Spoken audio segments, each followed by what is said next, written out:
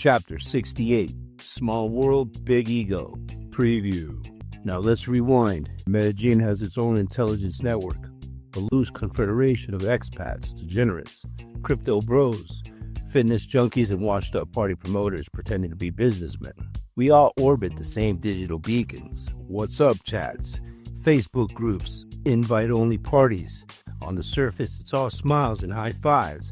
But anyone that's spent more than 2 weeks here knows the truth. It's a cold war of egos. There were key players, shot callers, guys who threw the right poker nights, the ones who hosted UFC fights with imported liquor and fake Cuban cigars. They kept their circles tight and their enemies closer. Everyone knew everyone, or at least of everyone. It was a minefield of reputations, whispered rumors, and passive-aggressive Instagram captions. The illusion of friendship hung over everything like fog, but underneath, it was intel, power, leverage. You didn't just attend a party, you were scouted at it. And that's why the story I'm about to tell stands out. Because in a city full of masks, what happened next felt real. And in Medellín, real is rare and dangerous as a man in love. In any group, there are leaders by title. And then there are the ones people actually listen to. I never wore stripes on my shoulder, but in our little circle of expat misfits, I didn't need to. My authority came from a place deeper than ego. I was born in Colombia, raised in America, forged by two fires.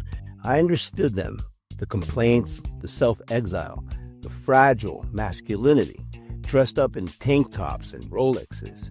But I also felt for her, Medellín, my city, my bloodline, my home.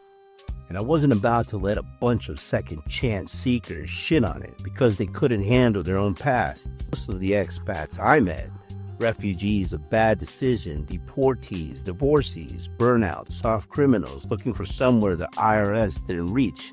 And yet, every week they'd gather around poker tables and bar stools to complain about the city that gave them a second life.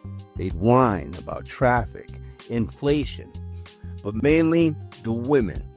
As if any of them had a clue what those women actually carried in their hearts. It was different for me. I didn't complain. I knew the game. I'd have inside information. I'd have direct access to the do's and don'ts. And that made me dangerous. Being 100% Colombian had its perks. Being married to a Medellín goddess? Now that was nuclear level access. She was stunning, cultured, respected.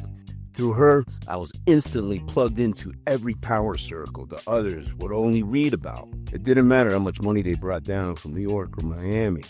None of them could buy the loyalty I had. That's one thing they never understood. In Colombia, real trust ain't for sale.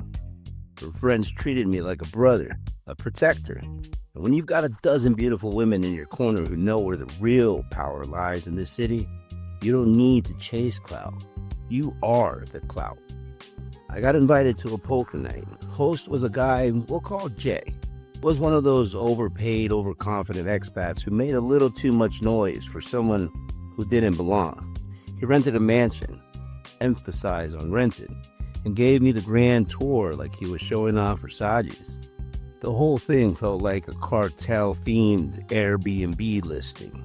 And he introduced me to his girl. Y flor,